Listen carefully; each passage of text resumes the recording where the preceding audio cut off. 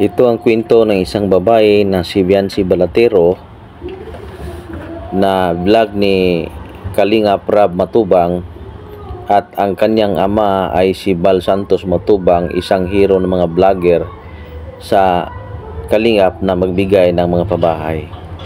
Sa vlog ni Kalingap Rab, may isang babae na si Biancy na mahirap ang kalagayan. Binigyan ni Kalingap Rab ng pera na mahigit 4,000 sa una pa lang. Ang sitwasyon ni Biancy Balatero ay isa lamang na mahirap ang kanilang sitwasyon, at tumulong lang siya sa kanyang ina na maglalaba kasi ang kanyang ina ay tumatanggap ng paglalabada. Sa ilang buwan at taon na si Biancy ay na-vlog ni Kalingap Rab Matubang, ay maraming humanga sa kabutihan at sa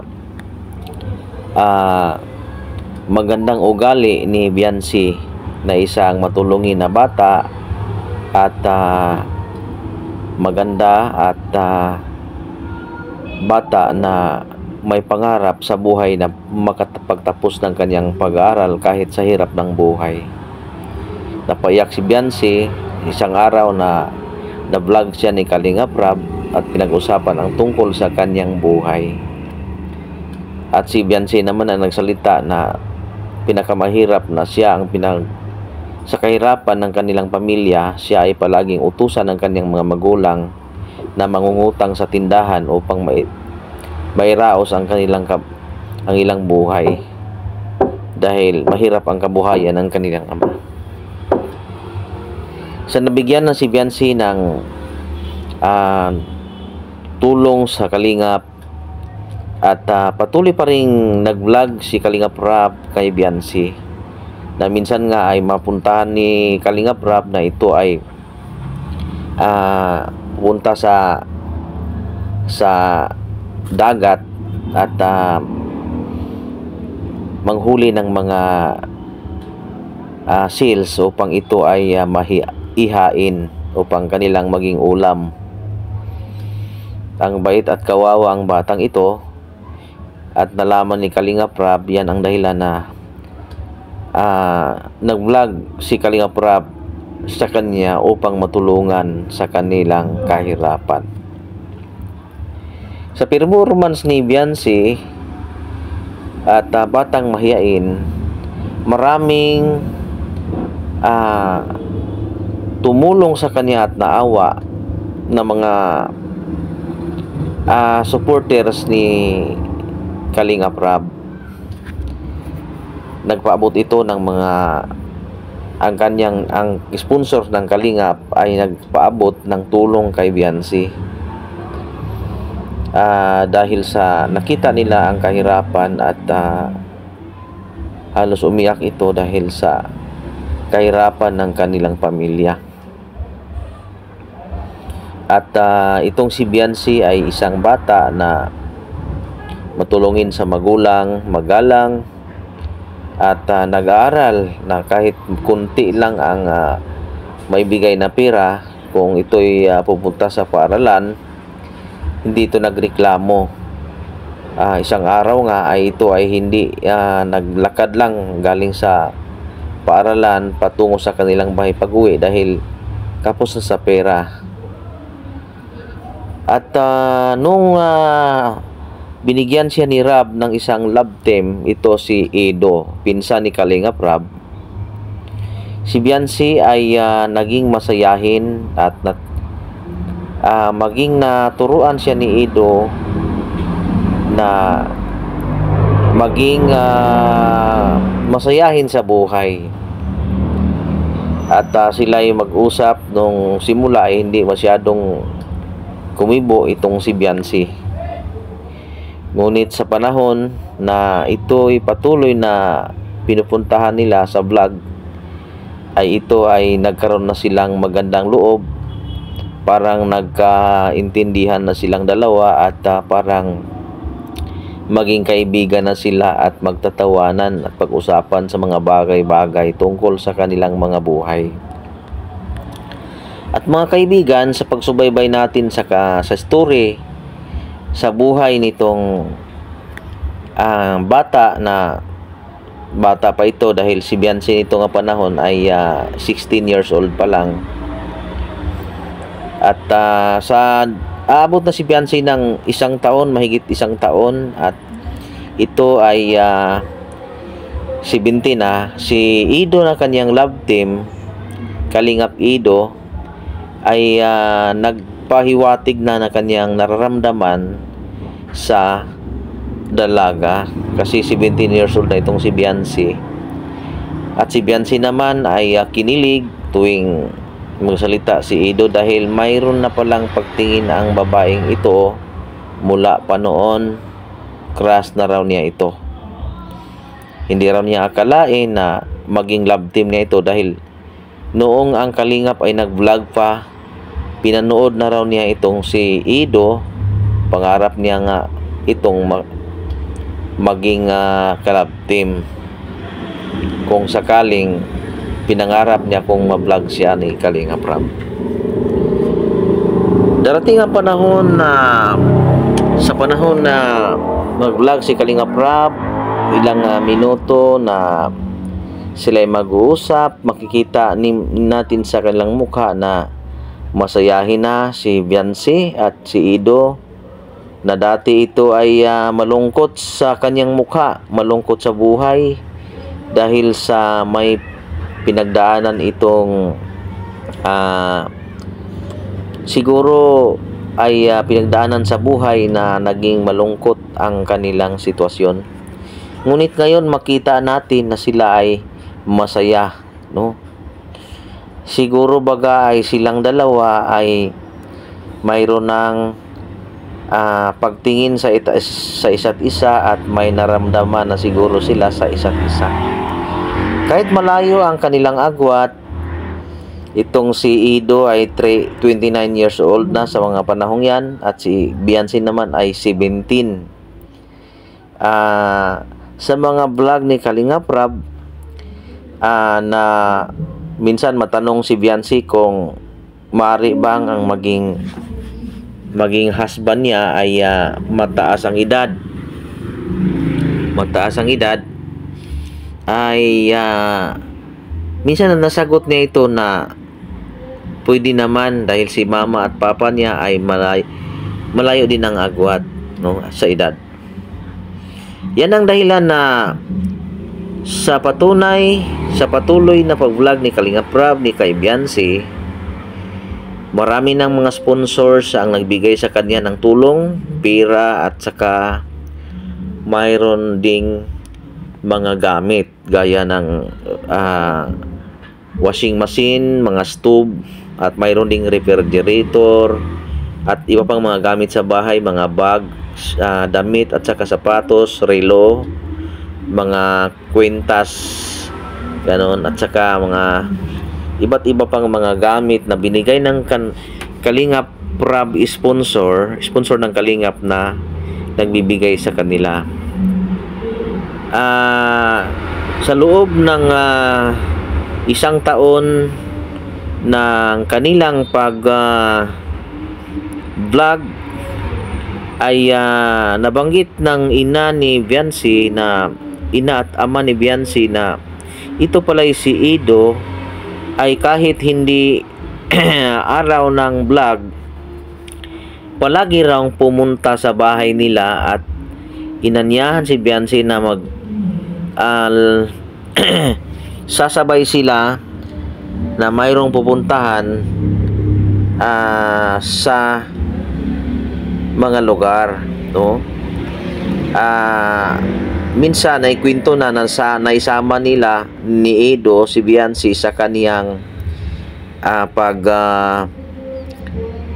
pag-vlog, kasi si Ido ay isang vlogger din, mayroon siyang YouTube channel.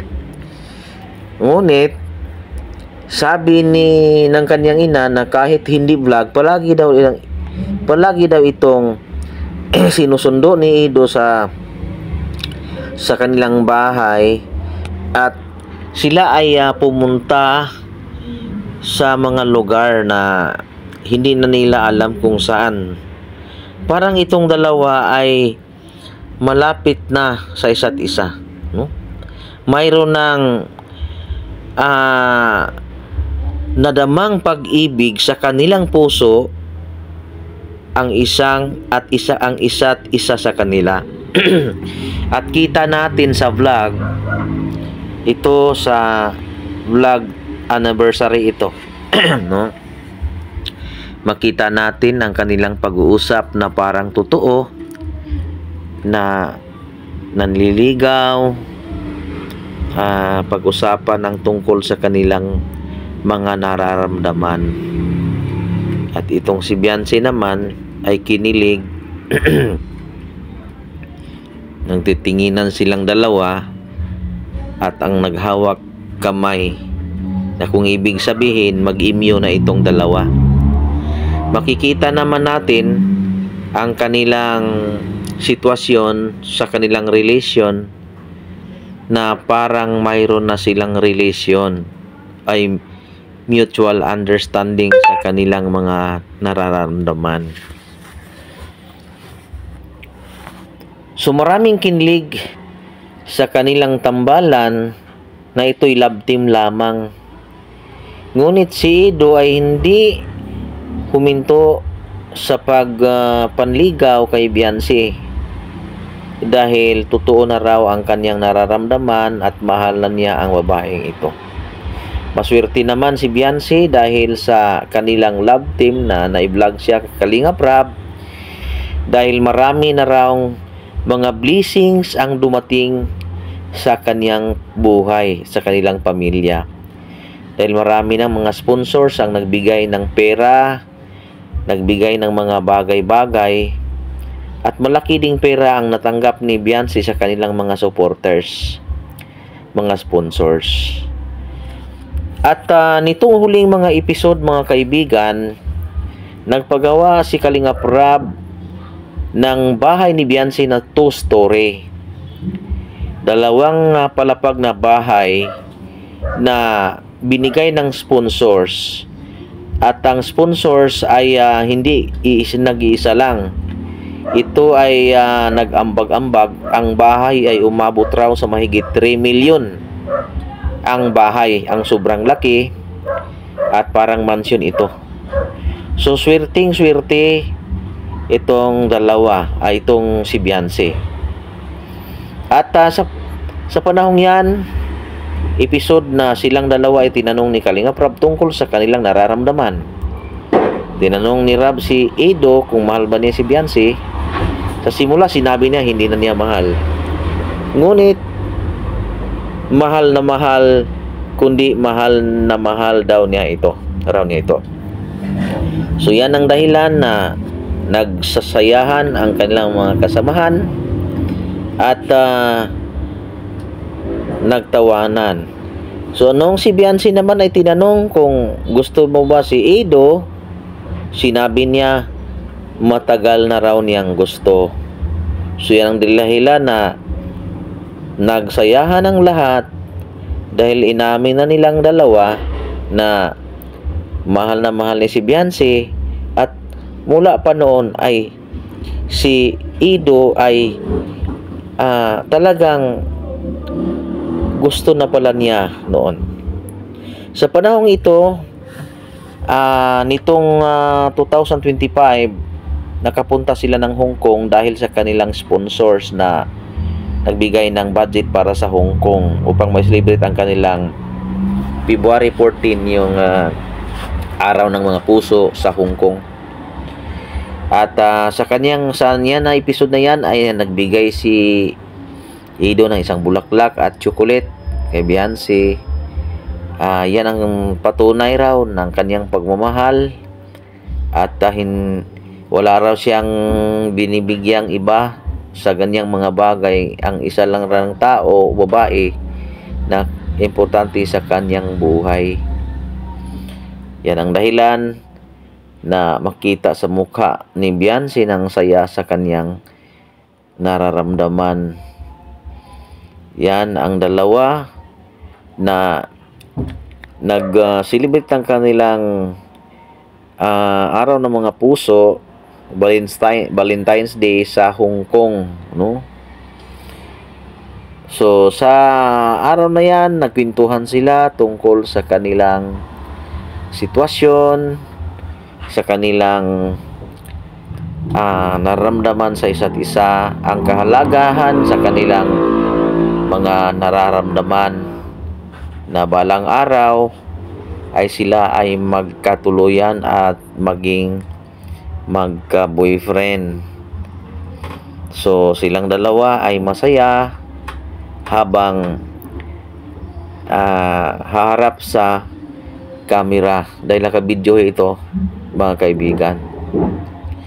Minsan hindi mapigilan ang kanilang mga sinasabi, kahit ito'y tungkol na sa kanilang personal na nararamdaman, ay parang hindi na sila nahihiya. Parang okay lang kung malaman ng kanilang karamihan ang kanilang nararamdaman, dahil ito naman ay totoo, no?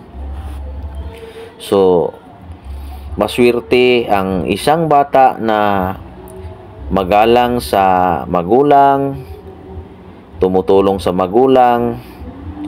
Mayroon talagang swerte ang batang yan. At kung ang kabaitan ay nanatili sa iyong puso, at ang iyong puso ay humihiling sa Panginoon o sa Elohim, humihiling ang iyong puso sa may pagkapal, sa buong may kapal, na sana magkaroon ng kaginhawaan ang buhay, at lahat ng hinihiling ng inyong puso ay darating ang araw na ibibigay yan ng Diyos o Elohim sa iyo. Kung ikaw ay patuloy na mabait, patuloy na masunurin sa magulang. Dahil ang number 1 na nais ng ating dakilang Ama, yung gumalang ka sa iyong magulang. Hindi mo suksuwain ang iyong magulang. No, yan. Importante yan sa buhay ng isang bata or babae o lalaki, upang ang dakilang Ama ay magbigay sa iyo ng kasayahan sa darating na panahon. So si Biancy naman ay masunurin, nag-aaral ng mabuti, nagsisikap, ngunit makikita natin na sa kanyang puso marami siyang hinihiling. Hindi siya sumuway sa kanyang magulang, tumutulong siya sa kanyang magulang upang matulungan para maihaon sa kahirapan. At ang kabaitan ay palagi hindi siya nagbabago, at alam natin na ang hinihiling ng kanyang mga puso para sa kanyang buhay at sa kanyang pamilya, mga magulang at kapatid, tinatago lang yan niya sa kanyang puso. Ngunit ang ating dakilang Ama ay nakinig sa hinihiling ng kanyang puso.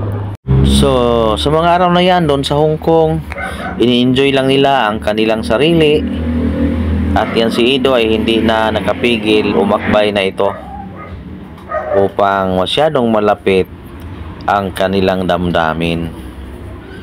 So napaka-thrilling po mga kaibigan. Si Biancy naman ay nakbayan ay hindi naman ito pumalag, dahil may nararamdaman naman siya kay Ido. Nabanggit na niya na ito ay gusto niya mula pa noon. Sa puntong dyan, nag-uusap sila na close na close. Usap sila na tungkol sa kanilang pagpunta sa Hong Kong, na masulo raw niya si Biancy.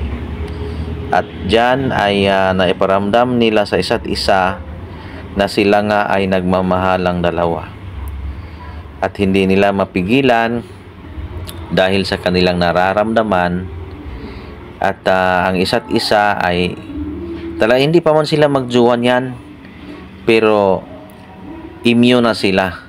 Ibig sabihin mayroon na silang nararamdaman sa isa't isa. At di nila mapigilan, nagyakapan ang dalawa dahil sa kanilang pagmamahal. So success ang kanilang pag-ibig. Si Beyonce naman ay swerte sa kanyang buhay dahil sa kanyang kabaitan. Nagkaroon siya ng lalaki na umiibig sa kanya, na tunay, at siya naman ay nabigyan ng biyaya, no? Nabigyan siya ng bahay, napabahayan siya ni Kalingap Rab. Ito ay mahigit 3 million ang nagastos sa bahay niya. So masilip ninyo ang bahay niya, mga kaibigan, mga kababayan. Ang ganda po sa bahay ni Beyonce. Ito ay naibigay ni Kalingap Rab mula sa mga sponsors ni Beyonce na nag-ambag-ambag malaking halaga upang maipatayo ang bahay na ito. Pero mayroon ding pira si Kalingap Rab na malaki ang naibigay niya. Maraming salamat po mga kaibigan sa inyong panonood. Hanggang sa muli po, maraming salamat sa inyong panonood.